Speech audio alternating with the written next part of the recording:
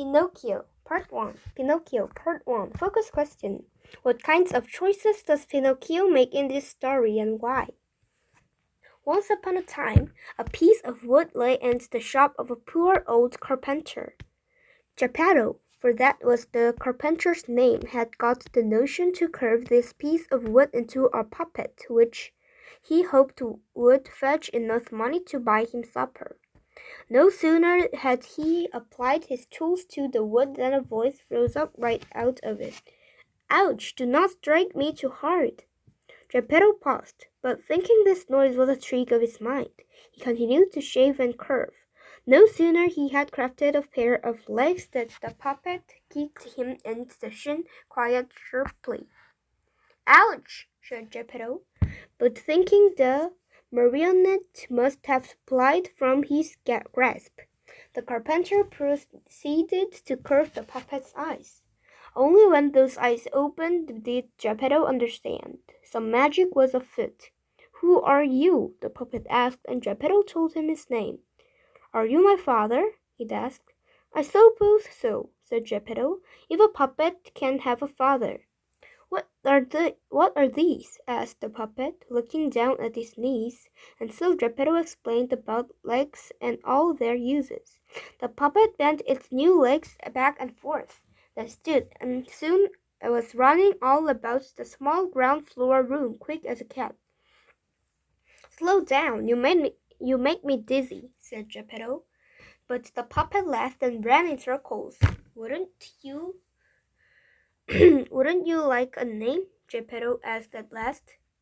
The puppet stopped. Yes, I must have a name, an even better one than yours. When Geppetto thought about all the children he'd known he did well for themselves, he remembered one boy with a particularly bright smile and a good heart.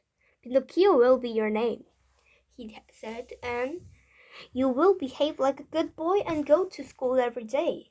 Of course, Pinocchio knew nothing about school, so Geppetto proceeded to tell him while Pinocchio settled on the workbench and contemplated his father's words.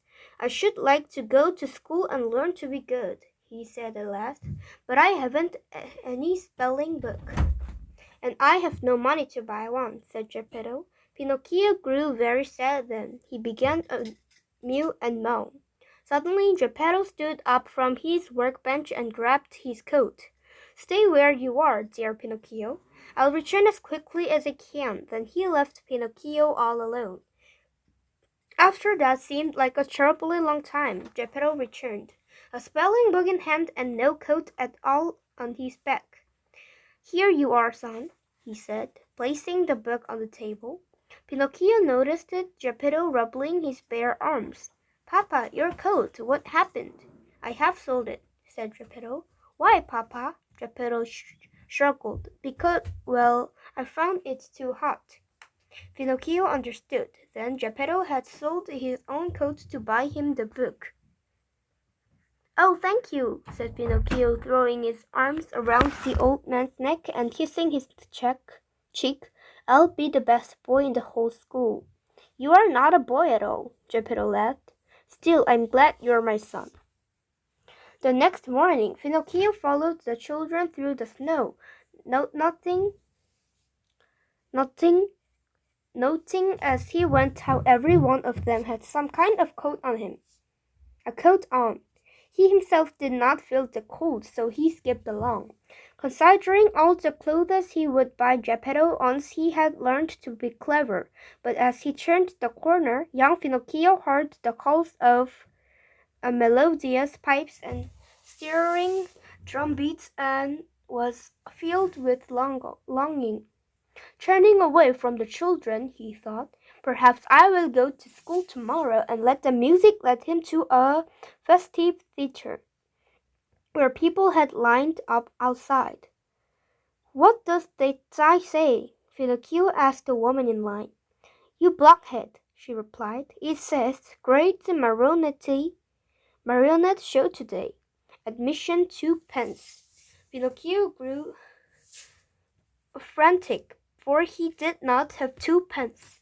I must get in, he cried out. Oh, I'd give anything. Hearing him, a peddler approached and said, in a most cajoling voice, "How about I give you 2 pence for that spelling book?" Pinocchio took the 2 pence from the peddler's open palm, and with a hard thought for his poor, shivering father, handed over the spelling book. Inside, people sat in rows of benches before a raised stage, laughing at the marionettes who danced and jumped on the ends of long strings. One look at Pinocchio, however, walking into the theater without any strings at all, and the marionettes ceased to play their parts. They began at first to whisper, then to shout.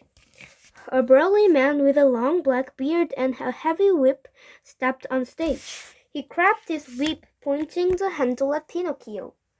"You showstopper, over here!" Finding his legs quite shaky, Pinocchio climbed up on stage as he'd been told. The burly man, whose name was Fire Eater, grabbed Pinocchio by the nose. "You'll keep the hollow worm tonight," he said, and he slung the poor puppet onto his shoulder, carrying him backstage to the furnace.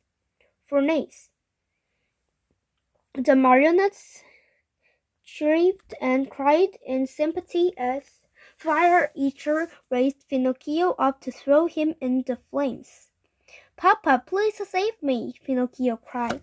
At this, Fire Eater paused, and then he sneezed.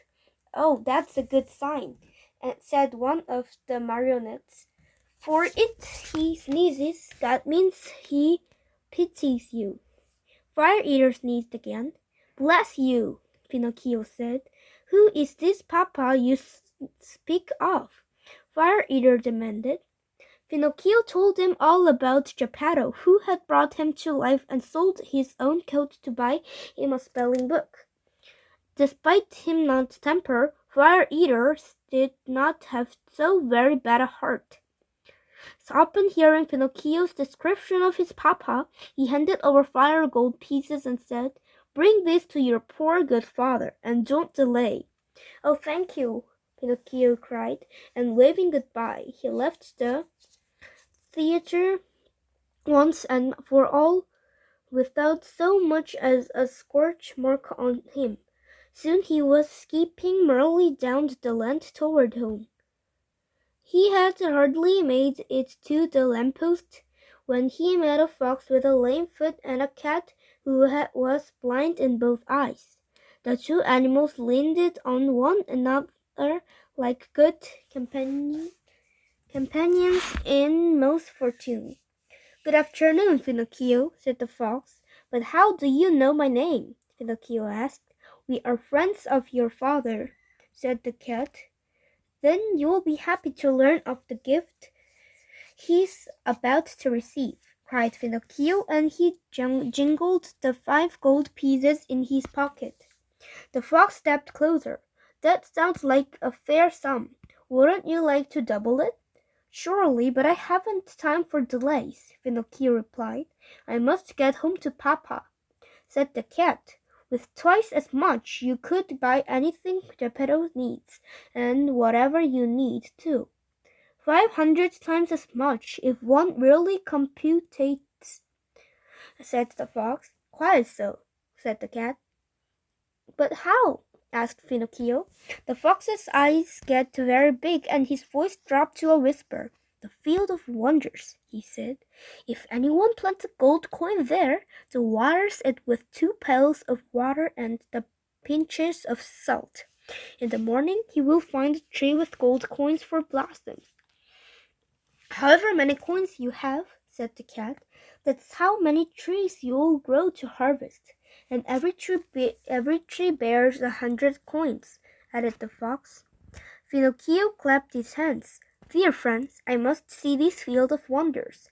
Won't you please take me there at once?" "Certainly," said the cat, and they blindfolded Pinocchio and led him away.